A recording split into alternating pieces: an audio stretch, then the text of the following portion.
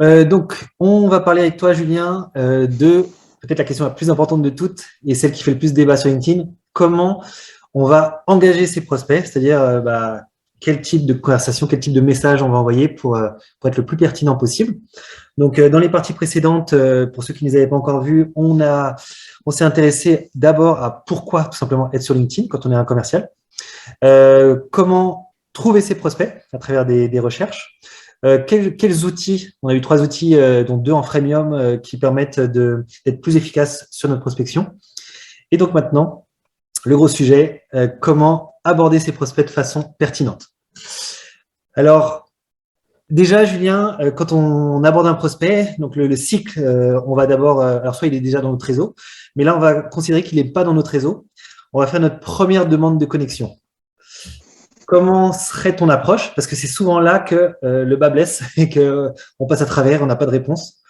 Comment on peut essayer d'être plus efficace? Oui, alors c'est vrai que on en parlait tout à l'heure. Souvent, donc on a la data, on accède aux personnes, on sait qui on veut toucher, qui on veut atteindre. Après, c'est comment est-ce qu'on va activer, comment est-ce qu'on va engager. Oui. Alors, souvent sur ce sujet-là, moi, ce que je recommande, notamment si on parle de manière très terre à terre sur la note personnelle, c'est de trouver en fait dans la deuxième ligne de la note personnelle, qu'est-ce qu'on a comme point en commun. Qu'est-ce qui fait en fait qu'on a un intérêt avec la personne. Donc, si je prends un exemple concret, si je veux ajouter un professionnel qui parle de communication, si je veux ajouter une personne qui fait peut-être qui est dans une école de commerce, une école post-bac, donc je vais dire bonjour à la personne. Moi, je mets souvent le nom de famille, jamais le prénom du premier coup, mais ça c'est une question, c'est un petit peu de sensibilité. Oui. Dans la deuxième ligne, deuxième phrase, je vais dire montrer que j'ai un intérêt en commun avec elle. Donc ça peut être une phrase comme vous, je m'intéresse au sujet du nanana. Ça peut être j'ai vu votre profil suite à une conférence de, vous voyez, mais je vais montrer, je vais essayer d'aller chercher, de la rassurer sur le fait en fait que je sais qui c'est et que j'ai un point en commun avec elle. Oui. D'accord. Donc moi je travaille finalement là-dessus. Et après je propose, je dis, je souhaite donc faire partie de votre réseau sur LinkedIn pour échanger avec vous cordialement. Voilà. D'accord. En général, je ne. Donc ce qu'il faut retenir de ça, c'est que je ne propose rien à la personne. Oui. D'accord. Ok. Oui. Je Oui. ne vends rien à la personne. Oui. Et si la personne, je veux rassurer la personne, je veux lui dire que je suis pas quelqu'un qui arrive comme ça là, bon, elle me connaît pas, mais je veux essayer en fait de la rassurer, tout simplement, d'apporter des éléments de réassurance sur ça. Et quand la personne va accepter, là, je peux commencer à rentrer justement dans ce discours plus de vente, ce discours plus business. Moi, c'est comme ça que je fais. Donc, ça va passer par. Il est évident que si j'ai 1000 personnes à shooter, si j'ai 1000 personnes à engager sur LinkedIn, Oui. ça va être compliqué de faire ça. Ça risque de prendre un petit peu de temps. Oui. Donc, il faut trouver, je pense, un petit peu le juste milieu, d'accord, sur ces sujets. Et c'est pour ça que moi, j'utilise beaucoup aussi la prospection inversée sur LinkedIn avec des signaux que je vais interpréter pour déclencher des conversations. Mais il vaut mieux se concentrer, pour bien répondre à ta question aussi, si vous avez 200 personnes que vous avez identifiées, vous découpez par petits paquets, c'est-à-dire peut-être 20 personnes, et ces 20 personnes, vous allez d'abord faire un travail sur quelles sont leurs actualités, d'accord. Est-ce que la personne est active ou pas sur LinkedIn, d'accord. Qu'est-ce qu'elle fait, et à partir de là, vous pouvez ajouter ces éléments dans la note personnelle. Un exemple concret, c'est votre prospect vient de publier un post qui parle de tel sujet. Il y a les outils aussi pour faire de la veille sur LinkedIn, sur du contenu. Hein. Donc, on a des outils aussi gratuits qui font ce genre de choses. Vous l'avez identifié dans votre adresse email, vous recevez un message qui vous dit Richard vient de publier un contenu sur les formations en light. Vous pouvez utiliser ce contenu-là, ce qu'il a dit lui, dans la note personnelle, pour finalement aussi venir le rassurer. Et ça permet d'augmenter. Alors, ça ne marche pas à 100%, hein, bien évidemment. Moi, j'ai du déchet aussi dans ça. Mais ça permet d'augmenter les chances de réussite. Ouais. Et donc, on n'est pas du tout sur une dimension quantitative que beaucoup de gens pensent sur LinkedIn. On est au contraire sur une stratégie où, dès le début, en fait, on bâtit une crédibilité sur la raison pour laquelle on connecte. Et ensuite, voilà, c'est un peu au cas par cas, en fait. On personnalise beaucoup. Tout à fait, tout à fait. Alors, si on peut, on essaie de faire ça. Si on a un peu moins de temps, on trouve un peu des techniques un peu plus rapides. Hein, mais il faut prendre conscience que la première impression, on l'a fait qu'une fois. D'accord. Et toujours aussi avoir en tête combien est-ce qu'un prospect me rapporte. 1 000 euros, 2 000 euros, 10 000 euros, 50 000 euros. Ça, c'est fondamental. C'est fondamental dans la stratégie. Ouais. C'est très intéressant ce que tu dis parce que là encore, LinkedIn se différencie des autres réseaux puisque sur les autres réseaux, donc on fait de la masse. Là, on va beaucoup plus individualiser, même si après on aura quand même quelques groupes de personnes à qui on fait un peu de copier-coller. Mais oui, et on se crédibilise dès le début. Et on a aussi, en fait, LinkedIn, de ce que je comprends de ce que tu me dis, c'est un réseau digital, mais en fait, c'est très lié à la véritable vie. Donc, on identifie qui on a affaire, on se crédibilise dès la première approche. Comme tu disais, une première impression, c'est comme dans la vie, en fait. Et cette personne-là, que pour l'instant on contacte à travers un réseau digital, on va être peut-être amené à la rencontrer physiquement au bout d'un moment. Et donc, il faut qu'on soit vraiment propre et pro dès le début de notre démarche. Et c'est pas du tout venant comme on le voit beaucoup, pour être le plus efficace. Oui, moi je suis 100% d'accord avec toi, mais il y en a qui diraient le contraire. Hein. Il y a vraiment les deux aspects. Moi, en tout cas, j'ai de la patience. Hein. C'est important de dire aussi, il faut un petit peu de patience. Et je dirais aussi que plus on a de digital, plus aussi il faut un petit peu d'humain. Voilà. Alors pareil, ça paraît un peu bateau aussi quand on dit ça, mais finalement, là, on est en train de faire une visio, donc on se voit, tout ça, c'est pareil, on peut échanger. Il faut garder ça sur LinkedIn. Il faut garder aussi qu'on est des animaux sociaux et que finalement, la vente ne va peut-être pas se faire de suite. Oui. Ça peut arriver encore une fois. Il y a des gens qui vont vous dire avoir une approche très directe et moi, ça peut marcher. Ça arrive, ça fonctionne aussi pour moi. Moi, ce que je constate, c'est que si on veut aussi assumer ce qu'on fait et si on veut aussi, on en parle aussi pour Highlight notamment la formation de vente en valeur, d'être un vrai expert aussi pour ses prospects. Quelqu'un qui ne vous connaît pas ne va pas directement penser que vous êtes un expert. D'accord? Si lui, de son propre chef, il vous sollicite, il vient à vous, c'est beaucoup plus facile. Là, le prospect, il est comme ça déjà. Il a vous et il n'a pas d'autre personne en tête. Donc, c'est ça qu'il faut bien se dire. Et c'est un peu aussi toute la méthodologie qu'on enseigne notamment chez Highlight. C'est le fait d'être un phare aussi pour d'éclairer, d'accord, et qu'on puisse être identifié comme la personne qu'il nous faut. Donc, ce que je disais tout à l'heure, être connu d'avance, être identifié d'avance pour accélérer quelque chose. Et peut-être que ça ne sera pas la vente. Peut-être que ça sera juste accélérer la prise de contact. Oui, tout à fait. Téléphone, en visio. Et après, peut-être qu'on vendra dans 3 mois. Mais on met en place les choses, on met en place le plan d'action, on met en place le plan de bataille pour après que ça puisse porter ses fruits. Ok. Et du coup, finalement, c'est là que les deux dimensions du réseau qu'on a évoquées au début se recoupent. On a la dimension publication, visibilité publique, et on a la dimension prospection individuelle. Et comme tu disais, en fait, le prospect au début, il ne nous connaît pas. En fait, on va le contacter, on a un point commun. OK, on a la connexion. Et à partir de là, ça fait qu'il va pouvoir voir au moins une partie de notre contenu, de nos publications. Et c'est là, du coup, ça peut le rassurer. Il va voir que si on est actif sur le réseau, si on publie des publications de valeur, on se positionne un petit peu comme expert de notre domaine. Ça va le rassurer. Il va peut-être plus avoir tendance à s'engager avec nous. Et en tout cas, nous, quand on s'engage avec lui, sur la deuxième connexion, la troisième, il sait à qui il a affaire. Et du coup, la vente, c'est pas de la vente froide. Il se dit, OK, on se positionne et là, effectivement, on prend la lumière, comme tu disais. Et c'est là aussi une des fonctionnalités de LinkedIn, de se positionner un petit peu comme ça en tant qu'expert. Oui, exactement. Je suis d'accord. C'est pour ça qu'il y a un travail à faire en public avec ses prospects. Et après, qui peut pivoter sur le côté privé. Voilà, moi, je dis souvent d'arriver sur LinkedIn en fait à s'insérer dans des conversations. On en a parlé aussi un petit peu tout à l'heure. Pour ensuite peut-être avoir un prétexte, avoir une opportunité pour aller sur une discussion en privé. Ok.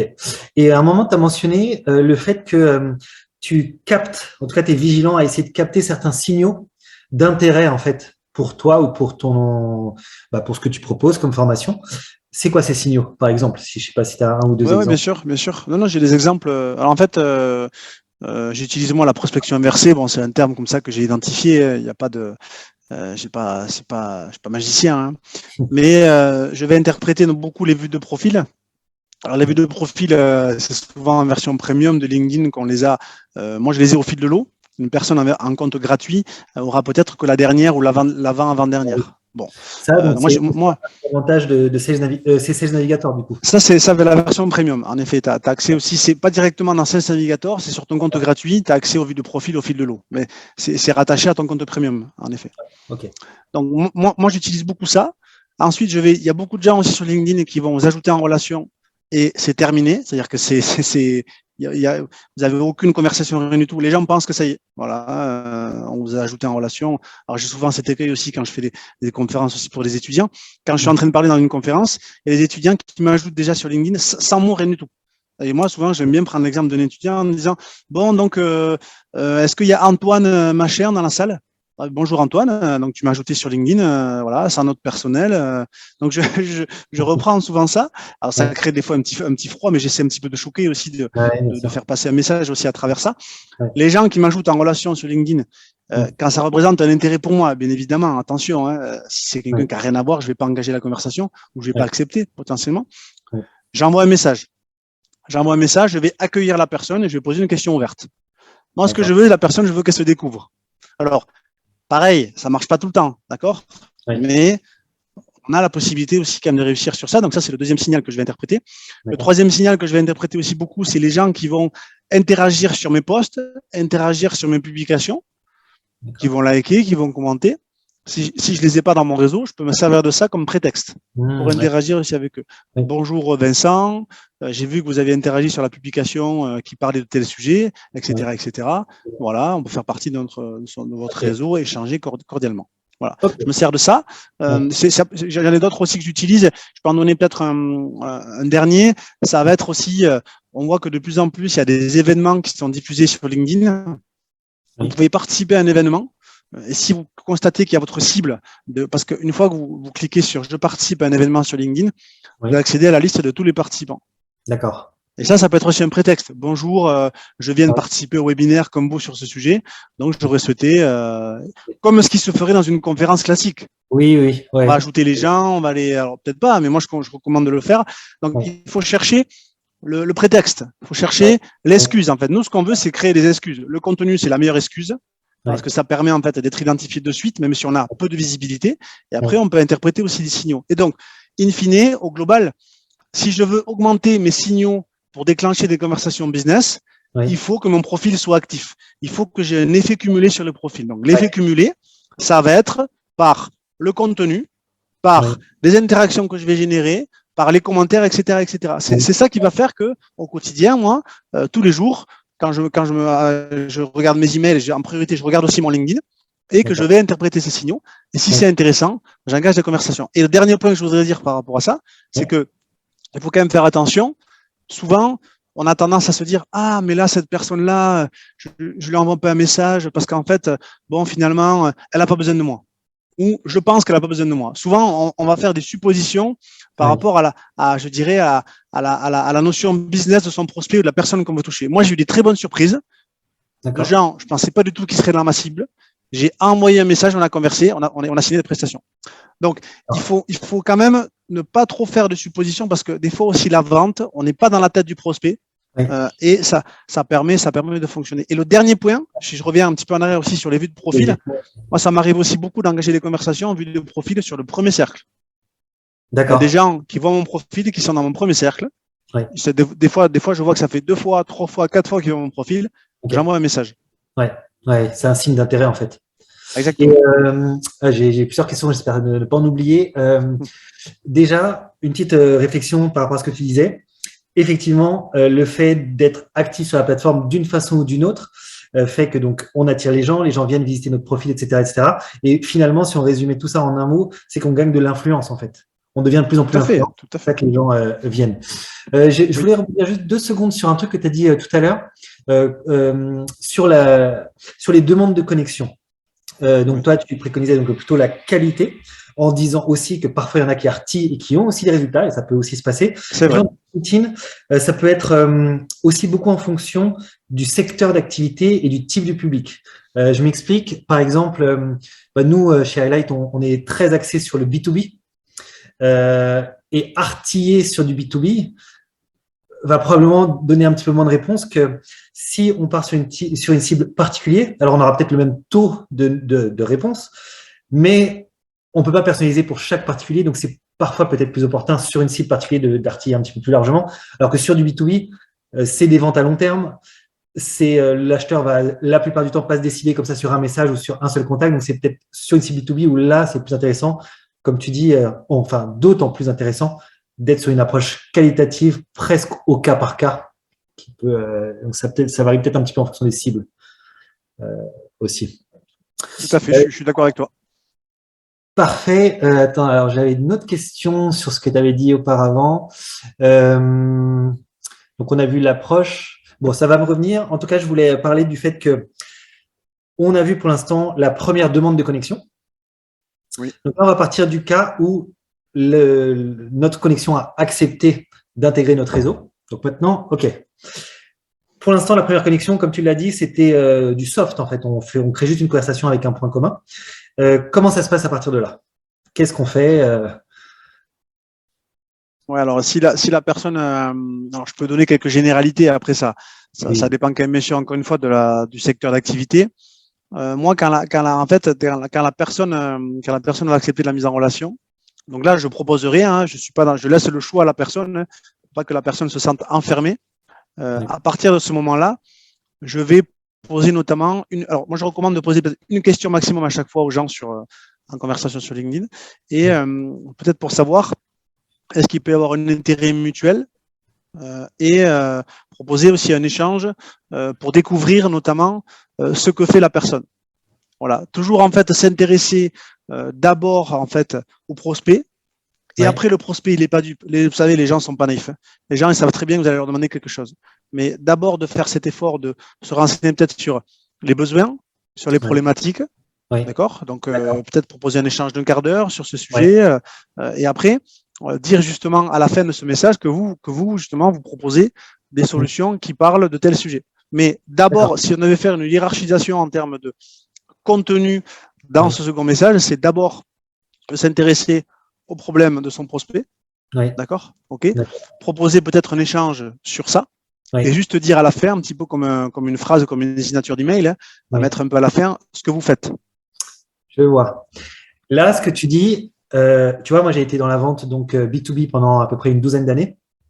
C'est vraiment le pivot par rapport à de la prospection classique, c'est-à-dire à de l'outbound où on va chercher les clients, et la plupart du temps, l'idée c'est d'aller pitcher, même si on pose des questions, mais on va pitcher. Aujourd'hui, ce qu'on voit sur LinkedIn, il y a encore beaucoup de gens qui n'obtiennent que peu de résultats parce que justement, ils sont dans cette démarche où, à l'inverse, en fait, deuxième connexion, même dès parfois la première, ou deuxième connexion, bim, je fais ça, voilà, contactez-moi à tel numéro, et ils ont très, très peu de résultats. Et là, ce que tu es en train de nous dire, en fait, c'est une démarche vraiment différente sur LinkedIn, plus en mode, on s'intéresse d'abord à ses problématiques à lui, on parle de lui, en fait, on parle pas de nous, finalement. On parle de lui, et seulement éventuellement à la fin, on dit, voilà, proposer. Mais ça, je pense que c'est un message fondamental à comprendre pour être efficace sur LinkedIn. On peut très bien aussi proposer un contenu, c'est-à-dire si vous avez des guides, si vous avez des e-books, d'orienter là-dessus. L'idée, c'est de converser avec la personne. D'accord. Bon, après, le but, c'est vous n'allez pas envoyer 5 messages avant de demander quelque chose. Mais c'est juste, en fait, d'apporter un petit peu de valeur au début, ou sinon de s'intéresser un petit peu à la personne. Et ensuite, après, vous allez pouvoir vendre. Alors, ce qui peut être aussi intéressant à faire au niveau des messages sur LinkedIn, il y a très peu de gens qui le font. C'est sur téléphone aussi, on peut envoyer des messages audio. C'est-à-dire que vous pouvez accueillir les personnes aussi avec. Moi, je sais que j'ai un petit accent du Sud-Ouest, tout ça. Enfin, des fois, c'est la vente aussi. Ça va être des choses spécifiques qui vont faire que la personne va vous acheter à vous. Et après, elle va acheter l'entreprise, la solution de l'entreprise. Donc, vous pouvez jouer aussi là-dessus. Vous pouvez jouer aussi sur ces éléments de singularité qui vont faire que vous allez créer une aspérité, vous allez créer un petit relief autour de votre personne, et la personne va se dire « Ah ouais, ok, c'est intriguant ». Des fois, nous, ce qu'on veut, c'est briser la glace, en fait. Après, la solution, vous l'avez, vos prospects peuvent être intéressés. Mais c'est le temps qu'ils vont consacrer peut-être à écouter votre message.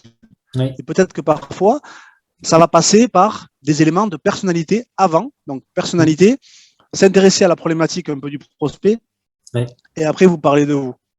D'accord, ouais, très bien. Mais là, c'est vrai que ça paraît facile, hein. Ça paraît très facile quand on le dit comme ça. Ouais, Après, de le mettre en place, parfois c'est un travail, hein. C'est pour ça qu'il y a souvent aussi des accompagnements, ouais, stratégies de scénario de conversation. C'est peut-être là où on passe le plus de temps. Et il faut ouais, tester, il faut itérer. ouais. Faut tester, voir ce qui marche. Essayer un peu quasiment de tenir des stats, en fait, si on peut, une fois par mois peut-être, ou en tout cas avoir un petit suivi Tout à là-dessus. fait. C'est important. Et d'ailleurs, je rebondis sur ce que tu disais sur les modes d'engagement de notre prospect. Première connexion, on n'a pas trop le choix, donc on a un court texte et puis on peut pas mettre de pièce jointe ni quoi que ce soit. Et là, tu vois, j'ai ouvert en même temps mon LinkedIn, par exemple, sur l'onglet conversation, messagerie. Et il faut savoir que du coup, sur le deuxième message, là, on a plus d'options. Oui, Donc, tout à fait. on a parlé, alors là, c'est valable aussi pour la première connexion, tu as parlé sur le message vocal qui est possible. Oui, Mais en deuxième message, je suis en train de voir, tu vois, on peut joindre une pièce jointe, comme tu disais, ça peut être un e-book ou autre chose. On peut mettre une image, on peut mettre un oui, GIF éventuellement ou voir un tout à émoticône. fait. Donc ça enrichit en fait vachement. C'est une Bien première sûr. barrière, en fait, la première connexion et après, on est beaucoup plus. On n'est plus Oui, on d'ailleurs. peut. Pardon, excuse-moi, vas-y. Non, vas-y. J'avais juste précisé que sur le deuxième message, on n'est plus limité en caractères comme on l'était sur le premier. Donc Exactement. ça, c'est aussi Tout à assez. fait. On peut envoyer aussi des vidéos. Une vidéo de vous en train de parler à la personne. D'accord. Il y a des outils qui font ça, hein. Je pourrais donner un outil qui fait ça là sur LinkedIn. Oui. Vous allez dire bonjour Richard, j'espère que tu vas bien. C'est une vidéo de vous de 15 secondes. D'accord. Donc là, c'est directement, donc on est sur son compte, on prend son téléphone, on se Oui. filme et à travers cet outil. Alors, soit on le fait sur téléphone, c'est à vérifier si c'est disponible ou pas. Mais sinon, D'accord. on peut le faire sur ordinateur. Avec la webcam. On fait sa petite vidéo, 10 secondes, et ensuite, il y a un lien qu'on va envoyer D'accord. au prospect sur LinkedIn. Et ça sera une vidéo hyper personnalisée. Ouais, grave. Ouais, c'est clair. L'interlocuteur, il doit avoir à ce moment-là l'impression qu'il parle véritablement à une personne. Et c'est là, une fois de Oui, plus, tout à fait. c'est vraiment ce que je retiens là, de notre conversation aussi. C'était très riche, mais ce côté où il y a vraiment peu de frontières entre le digital et l'humain sur LinkedIn. C'est un réseau qui mélange énormément les deux. Là, l'exemple avec la vidéo, c'est vraiment ça au final. La Oui, façon d'engager les conversations. Ok, bah, c'est parfait. tout à Et fait. peut-être du coup, voilà, on a vu le deuxième message où on va essayer encore plus un petit peu de s'intéresser à ses besoins, etc. Et donc, c'est à partir éventuellement de ce deuxième, voire le troisième message où là, on va se mettre plus en avant. Oui, oui. En tout cas, Oui, de toute façon, au bout d'un moment, il faut demander quelque chose à la personne. Moi, ce que j'essaie de faire souvent, c'est en posant une question ouverte, si la personne répond, hein, la ouais, personne répond, elle va se dévoiler un petit peu. Et à partir de ça, moi, je peux essayer de raccrocher à ouais, une offre que je peux avoir, à une solution. Et après, j'essaie d'aller rapidement sur un échange téléphonique, visio. Voilà, si on peut faire la visio, je pense que c'est le top. ouais, ouais, Parce que pareil, ça permet aussi voir la personne, c'est quand même ouais, plus facile. Moi, ouais, c'est ça que je fais et vous générez au quotidien des conversations business qui ouais. vous apportent des opportunités. Il y a des gens qui vous sollicitent en direct, il y a des gens qu'il faut aller chercher. Ouais, tout à fait. Et c'est peut-être aussi l'approche qui est intéressante là maintenant avec ce contexte depuis 2 ans du coup de la crise sanitaire où on a beaucoup de gens, de clients en télétravail qui n'ont peut-être pas forcément envie d'être prospectés, mais par contre engager une conversation même pour leur propre bénéfice, pour Oui, se tenir au courant du secteur, connaître les nouveautés, etc., bavarder avec la bien personne. sûr, bien Ça, sûr. c'est vraiment intéressant. Et au final, c'est vrai que pour un commercial ou une commerciale, ça peut être un petit peu déstabilisant, surtout au début, d'être sur une approche comme ça, non pas de pitch, mais de conversation. Enfin, moi, en tout cas, je le vois maintenant au quotidien. On s'y fait. Et surtout, on peut penser à un moment comme si on allait prendre un peu le client par défaut. Mais moi, ce que je constate, c'est pas parce qu'on engage une conversation, c'est pas parce qu'on pitch pas dès le début toute notre solution. Les clients sont des adultes. S'ils acceptent la solution, surtout sur un réseau business comme LinkedIn, comme tu l'as dit, ils savent au final qu'on est là pour faire du business. Et donc, c'est un échange. On met pas le couteau sous la gorge avec qui que ce soit. C'est un échange. Après, si la personne n'est pas intéressée, elle décline Bien sûr, pas de souci. Donc, très bien. Et tout à justement, je vais fait. rebondir sur la fonction vidéoconférence, visio. Alors Oui, évidemment, on a la possibilité de mettre un lien, d'envoyer le lien à la personne sur un lien Zoom ou autre. De mon expérience, LinkedIn a récemment ajouté une fonction visio directement dans la boîte de messagerie. J'ai oui, l'impression qu'elle marche pas très bien, mais Est-ce que toi, tu l'as déjà testé ou, Moi, j'ai pas testé ça parce que je considère comme toi qu'il y a des bugs aussi un petit peu sur les liens. Ouais, D'ailleurs, on en a fait l'expérience aussi un petit peu tous les deux. Donc, moi, pour l'instant, cette ouais, fonctionnalité, je ne l'utilise pas. ouais, ouais. C'est plutôt un lien Zoom qu'on fournit à la personne et c'est souvent un peu Ouais, et frustrant. en plus, la personne qui veut faire une visioconférence, Ouais, ça veut dire déjà qu'elle est d'accord. Donc, en général, ça vient pas à partir du deuxième message, ça vient à partir du troisième. ouais, Moi, je l'ai pas testé, mais c'est toujours pareil. C'est aussi une bonne chose parce que ça montre aussi que LinkedIn propose des fonctionnalités qui sont complémentaires. ouais, Donc oui, à ouais. tester. Voilà. Moi, je sais Et, que le côté vidéo prend une place de plus en plus importante, c'est certain. peut-être une dernière question sur justement maintenant cet aspect vidéo ou appel téléphonique, peu importe. Là encore, euh, quand tu es commercial, tu as vraiment une volonté de closer, comme on dit. Donc, tu vas un peu te précipiter, tu vas pitcher, tu vas y aller un peu en force parce que tu dis, ça y est, j'ai eu les deux premiers feux verts, la première connexion et le OK pour faire une visio. Quelle serait, toi, ton approche au moment de la visio? Est-ce qu'à nouveau, tu pars des problématiques ou est-ce que là, tu vas switcher pour te dire, bah là, je vais pitcher, je vais balancer mon... Comment tu approches cette Oui. visio? Ben, moi, c'est pareil. Hein. J'ai une liste de questions que je pose, des D'accord. questions ouvertes. Par exemple, je vais dire, c'est quoi tes plus grands problèmes sur LinkedIn? Qu'est-ce qui te manque aujourd'hui pour réussir sur LinkedIn? Voilà, j'ai une liste de questions que je vais reprendre. C'est une trame. Des fois, je prends des libertés sur ces sujets. Ouais. Et toujours pareil, à partir des réponses, je vais formuler, je vais dire à la personne, OK, moi, je pense que je peux t'aider. Voici comment est-ce que je peux t'aider. Et Ouais. après, je fais un récapitulatif par email. Ouais. Ça prend, ça prend pas. Mais Ouais. si c'est des gens qui vous sollicitent par rapport à ce que vous avez fait sur la plateforme, si vous augmentez aussi votre expertise, Ouais. 90% de chances pour que la personne dise qu'elle soit déjà convaincue en fait. Ouais. Elle sait déjà qu'elle veut travailler avec vous. Après, alors un peu de négociation sur ça, est-ce Ouais. qu'on va chercher le compromis? Ouais. C'est une vraie question. Mais moi, je fonctionne toujours comme ça. Après, ça dépend il y a des gens en visio direct qui vont dire, bon, ok, je suis intéressé, vous proposez quoi? Voilà, ça va dépendre en fait. Je vais Ouais. m'adapter un petit peu à la personne, mais c'est certain que je vais ajouter dans ma visio un appel à action très clair vers ce que je fais. Parce qu'on est quand même là pour vendre. Hein. Ouais, ouais, ouais. Et peut-être une petite parenthèse sur, du coup, euh, tu sais, il y a notre nom sur notre profil et en dessous, il y a notre Oui, fonction. Et toujours dans oui. cet esprit d'engager les clients, peut-être il peut être judicieux de ne pas forcément mettre en gros notre fonction commerciale, prospection, chasseur, chasseur, etc. Oui. Ça peut un petit peu effrayer peut-être. Oui, tu veux dire dans le titre. Ouais, dans le titre personnel. Oui, mais dans le titre, je reprends l'exemple de ce client sur Nantes, ce client qui propose des solutions notamment de vision 3D pour avoir des gains de production à la sortie de la chaîne d'approvisionnement, tu vois. Ouais, Mais les commerciaux, leur titre LinkedIn, il n'y a pas marqué qu'ils sont commerciaux. d'accord.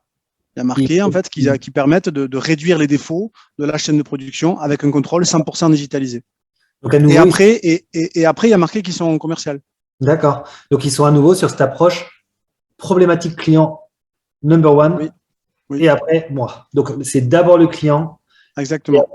et là, on rejoint la notion, bah, c'est nous un peu ce qu'on enseigne chez Highlight, c'est d'abord projeter la lumière sur le client, mettre vraiment Oui, sa problématique en avant. Et donc, on l'applique aussi sur LinkedIn. Et c'est comme ça que derrière, entre guillemets, on brille. C'est comme ça que le client, à oui. force, il va comprendre qu'on s'intéresse à lui. Du coup, il va s'intéresser aussi à nous en réciproque et qu'on peut petit à petit se positionner en tant qu'expert. Ok, bah écoute, c'est très Oui, clair. oui, je suis d'accord avec toi sur ça. Mais toujours pareil, il y a les deux aspects hein, qu'on peut utiliser.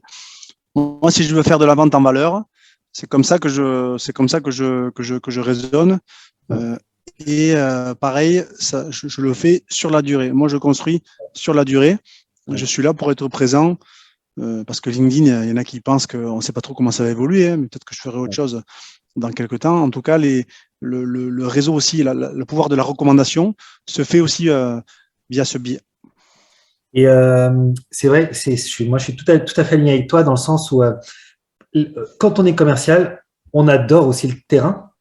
On adore ça. Alors, pour l'instant, c'est toujours compliqué. Et d'ailleurs, ça va devenir, les études en tout cas montrent que ça va devenir un peu une habitude parce que les clients se sont fait au télétravail. Ils aiment moins rencontrer les commerciaux. Donc, voilà, il y a un peu de distance qui s'est créée, mais on aime quand même être sur le terrain d'une façon ou d'une autre. Et ce qu'il faut peut-être avoir comme message aujourd'hui sur LinkedIn, c'est que c'est, comme tu disais, c'est pas pour remplacer les autres actions. On peut toujours faire de la prospection, de l'outbound, etc.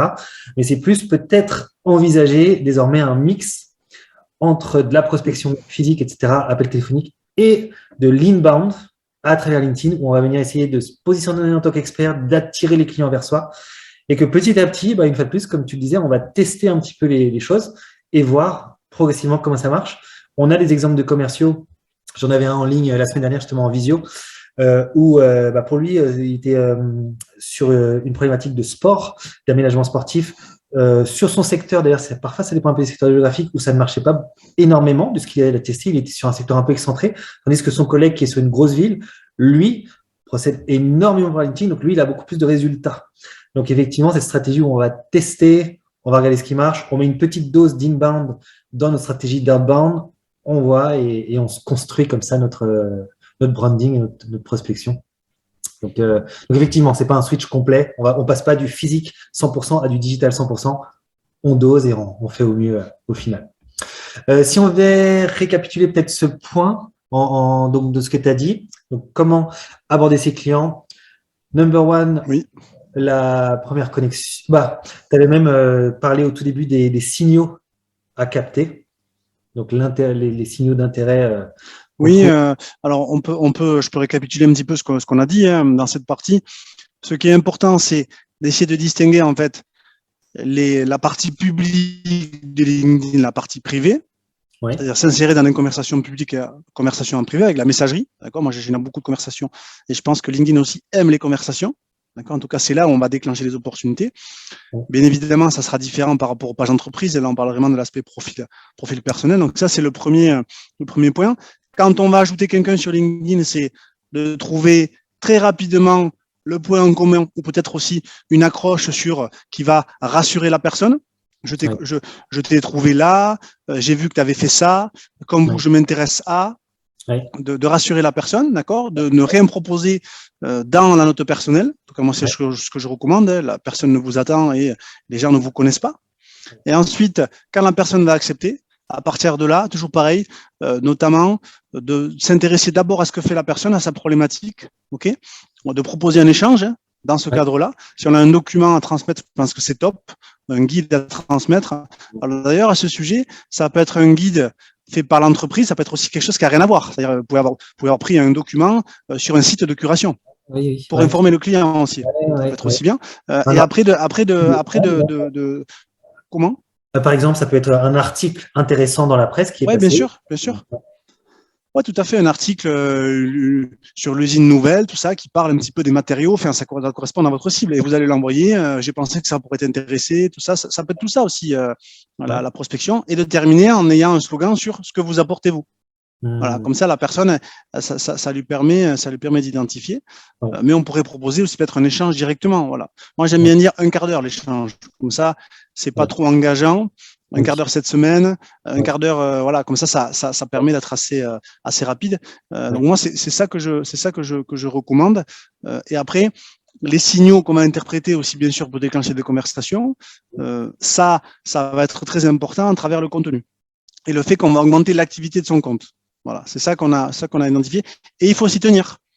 Je pense qu'il faut un peu de discipline par rapport à ça. Et si vous identifiez que sur votre usage du LinkedIn, le plus important, ça va être cet élément-là, ben peut-être vous passez 1 heure par semaine sur LinkedIn, vous répartissez cette heure en 3 blocs de 20 minutes et 20 minutes, vous faites ça. 20 minutes, vous faites ça. 20 minutes, vous faites ça. Et vous ne faites pas autre chose. Et vous n'allez pas sur votre téléphone voir les notifications LinkedIn parce que ça, c'est aussi pour aller sur la plateforme. Des fois, c'est du temps qui va être perdu. C'est du temps où vous allez vous éparpiller. Donc, de rester focus là-dessus. Moi, c'est ce que je fais au quotidien et de vous engager sur 2 mois, sur 3 mois. Et après, vous faites un bilan. Où est-ce que vous en êtes? Qu'est-ce que ça a donné? Qu'est-ce qui a marché? Et en ayant toujours en tête combien le client vous rapporte, combien le lead vous rapporte. Ouais. Et du coup, quand on a testé, comme tu dis, plusieurs méthodes, on voit celle qui marche et celle qui ne marche pas. Et au final, on arrive comme ça à se construire un petit peu son emploi du temps LinkedIn avec ce qui est le plus efficace. Et ça peut être très intéressant avec peut-être 6 mois de recul ou 1 an de recul. Et là, du coup, on devient ultra efficace pour notre cible client, au final. Tout à fait. Eh bien, écoute, c'est impeccable. Dernière chose qu'on va voir, c'est le petit jeu, le petit challenge qu'on va mettre en place. Alors, on vous a parlé tout à l'heure du SSI. Donc, c'est un peu la façon dont votre profil devient de plus en plus influent sur LinkedIn. Peut-être en 2 mots, si tu peux nous récapituler en gros ce que ça évoque concrètement le SSI. Julien. Le SSI, c'est le Social Selling Index LinkedIn, c'est valable pour les profils personnels. Donc, c'est un score sur 100 qui permet d'avoir une idée, un indicateur de performance aussi, de puissance du profil.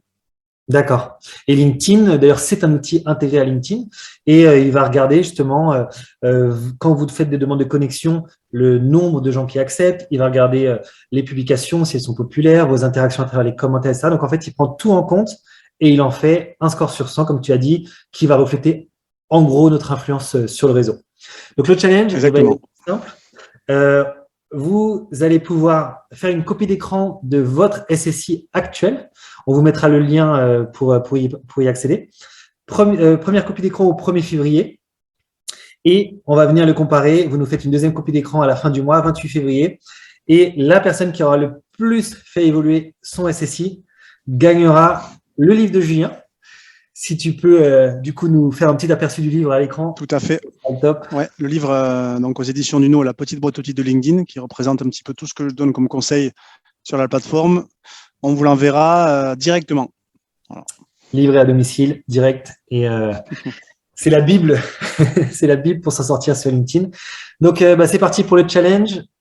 Pensez bien à prendre les copies d'écran, vous nous les envoyez en privé. Et pensez également, dans le cadre de ce challenge, à liker notre page Entreprise Highlight. Et on vous souhaite du coup bon courage, bonne chance à tous. Bonne chance à tout le monde. Je te remercie, Julien, pour toutes tes interventions. Et on se retrouve du coup très prochainement.